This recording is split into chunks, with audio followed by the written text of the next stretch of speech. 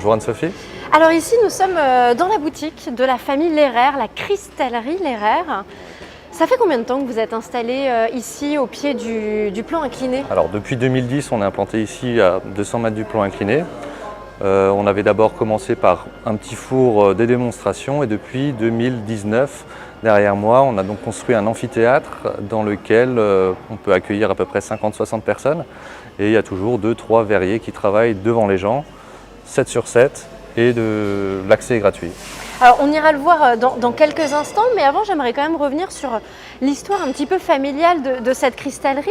Au départ, vous n'étiez pas dans la famille souffleur de verre. C'est ça, mon grand-père à l'époque était tailleur sur cristal, graveur, donc on achetait une matière première qui sera après par la suite décorée et gravée.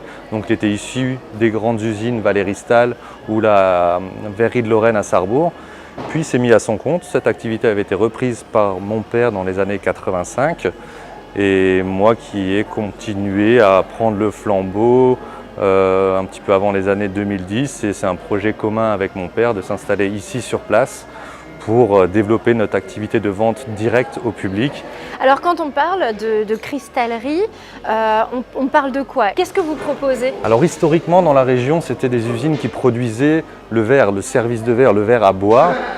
Bien sûr, on a continué cette activité-là en taillant, en décorant ces verres-là, mais on a aussi continué une activité qui était moins répandue dans le secteur-là, disons. Ça va être tout ce qui est art verrier, donc des pièces uniques, de la décoration, des luminaires, des boules de Noël, qui sont complémentaires finalement par rapport au service de verre. Alors vous évoquez les boules de Noël, vous avez justement les boules de Noël traditionnelles, rondes, mais aussi les boules événementielles. Voilà, ça fait 4 ans maintenant qu'on fait un moule spécifique pour la boule de Noël. On avait commencé par le Kouglof, puis le bouchon de champagne. L'année dernière, c'était le Menelle, donc le bonhomme de pain d'épices.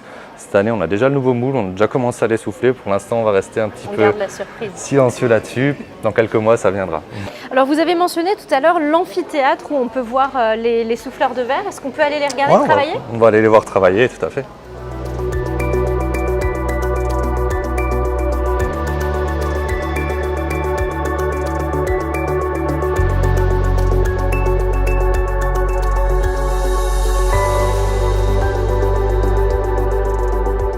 Alors Arnaud, cet amphithéâtre, vous disiez, c'est ça? Depuis Pâques 2019, on a donc ouvert l'amphithéâtre qui est juste là avec à peu près 50-60 places assises. En parallèle, on a des écrans qui tournent, qui nous font des explications, mais bien entendu, on va commenter aussi les productions qui sont faites. On commente ça en anglais, en allemand, en français. Les visites sont gratuites et c'est 7 sur 7.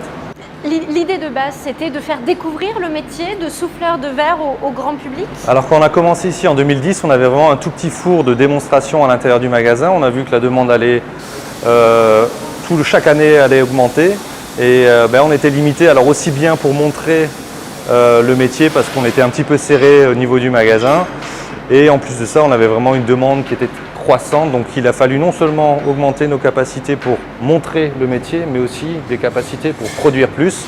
Et on est donc passé de 2 verriers en 2010 à 5 verriers aujourd'hui. Vous produisez combien de produits par an? Alors c'est difficile à dire parce qu'on a des gammes de produits très diversifiées. Et puis il y a certains produits, c'est fait en quelques minutes, et d'autres lampes par exemple, c'est à chaud, un peu plus d'une demi-heure de travail. Donc on parle de 4, 5, 6 000 lampes par an et à peu près entre 12 et 18 000 boules de Noël. Ah ouais, quand même, c'est assez conséquent. Il y a 5 verriers, donc il faut travailler un petit peu. Ouais, ça dépote. Là, on voit la partie à chaud, mais il y a également la partie à froid. On peut voir à l'opposé du magasin, il y a le tailleur ou les tailleurs qui vont faire des démonstrations de taille et de gravure. On peut personnaliser les pièces en gravant des prénoms, des inscriptions, des choses comme ça. Généralement, les gens passent 1 heure, 1 heure et demie, voire 2 heures même sur place. Des fois, c'est combiné même avec un petit repas. On fait des pizzas flammes pendant l'été. Et ben voilà, comme ça, il y a de quoi passer toute une belle journée et repartir en plus de ça avec son petit souvenir personnalisé. Ouais, on est là pour ça. Que demander de plus? Merci beaucoup, Merci. Arnaud, pour la visite de votre cristallerie.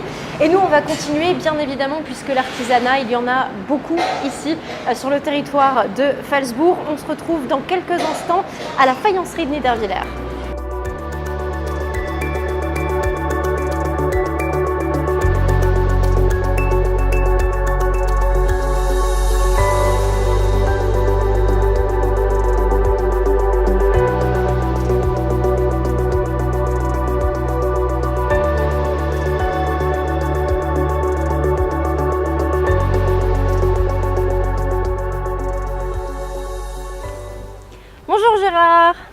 bonjour.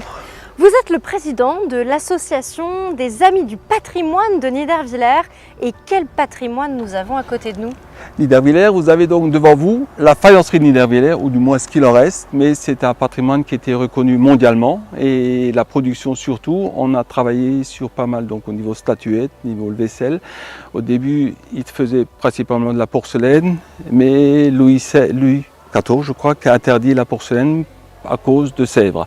Donc on est passé sur la faïence et c'est donc la faïence énormément produit, malheureusement aujourd'hui fini. Mais bon, voilà. Oui, alors la production s'est arrêtée en 2011, c'est ça? 2011, la production s'est arrêtée sur le site parce qu'elle a été délocalisée à Saint-Clément.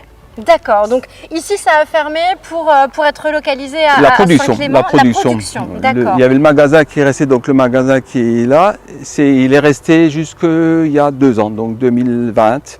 Il y avait donc le magasin là qui était encore là. Mais la production était faite à Saint-Clément. Mais alors vous, en tant que président de cette association qui valorisait le patrimoine de Niederwiller, votre mission c'est quoi? C'est que ce patrimoine justement industriel, il ne tombe pas dans l'oubli?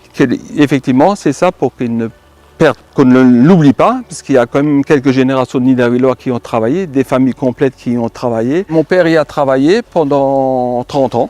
Et à quoi ça ressemblait la vie dans cette faïencerie? C'était bon enfant. Ouais. C'était bon enfant, c'était pas vraiment du production à la chaîne, mais c'était du travail dur parce que c'était des conditions relativement compliquées. Il y a beaucoup été fait manuellement, donc vous trimballiez les assiettes sur l'épaule, vous aviez les lopintaires ou les portiers, c'était pas des choses mécanisées. Ce qui plus ou moins a amené la faïencerie à fermer parce que c'était beaucoup du travail manuel et beaucoup du travail entre parenthèses artisanal. Donc ça, s'il y aurait eu de la modernisation, elle existerait peut-être encore, mais c'est ce qui a plus ou moins tué la faïencerie. Donc mon père, il a vécu un peu l'évolution, il a commencé à travailler dans cette faïencerie quand il y avait encore des fours à charbon. Oui. Il y a des fours électriques qui ont remplacé les fours à charbon et après les fours à gaz qui ont remplacé les fours électriques. Donc il y a eu l'évolution dans le temps. Et alors là, juste à côté de nous, en parlant de four, ça c'est quand même un four qui est assez typique. Four bouteille qui est travaillé donc jusqu'en 1950, les dernières qui ont été utilisées, les dernières cuissons c'est 1950 et c'était donc déjà moderne pour l'époque parce que c'est des fours à chaleur renversée, des fours bouteilles. Là on chargeait donc par le dessous, on chargeait. Donc les bûches de bois étaient chargées et le chargement de la vaisselle se faisait sur le côté, il y a une porte sur le côté qui chargeait. Donc il y a des ouvriers qui chargeaient, une fois que tout était fait, là, le four était plein, ils maçonnaient et on mettait en chauffe. C'est important pour vous de faire vivre ce patrimoine à travers vos visites, à travers cette transmission du savoir-faire, de l'histoire, de comment ça se passait? Oui, parce que je trouve que par rapport au monde actuel, les gens ne se rendent pas compte de ce qui se passait à une époque. Et c'est plus les mêmes conditions de travail qu'à une époque. Et surtout que c'est comme des choses qu'il fallait apprendre. Pour faire une décoratrice, c'est pas en 2 mois ni en 3 mois, il fallait quelques années, pour que la personne sache vraiment faire. Et que vous voyez à quelle dextérité elle faisait les décors sur les assiettes. Ça coulait de source, il y avait l'assiette, il prenait l'assiette, la posait, tac, tac, tac. L'espace de 5 minutes, c'était fait. Puis quand j'essaie de faire pareil, et ben, vous pouvez toujours essayer. Ça fonctionne pas. En tout cas, le fait est que la faïencerie de Niederwiller était mondialement connue. Oui. Et donc bientôt, on pourra de nouveau visiter cette faïencerie une fois que les travaux seront faits. C'est l'objectif et c'est pour le quoi on milite, c'est qu'effectivement, qu'à Niederwiller, on puisse reproduire de nouveau des pièces. Pas forcément pour faire de la production, mais pour ce qui se montre à Niederwiller. Ben, en tout cas, on vous le souhaite très sincèrement. Merci beaucoup, et puis, merci, Gérard, je vous remercie. de nous avoir fait un petit historique de la faïencerie de Niederwiller. On espère que ça vous aura convaincu de venir visiter ce site et puis peut-être vous aussi d'en savoir plus sur ce patrimoine industriel et également artisanal, puisqu'on n'oublie pas que tout à l'heure, on était à la cristallerie Lehrer. Merci de nous avoir suivis. Je vous donne rendez-vous dès demain pour une nouvelle émission de la tournée d'été. Bonne soirée.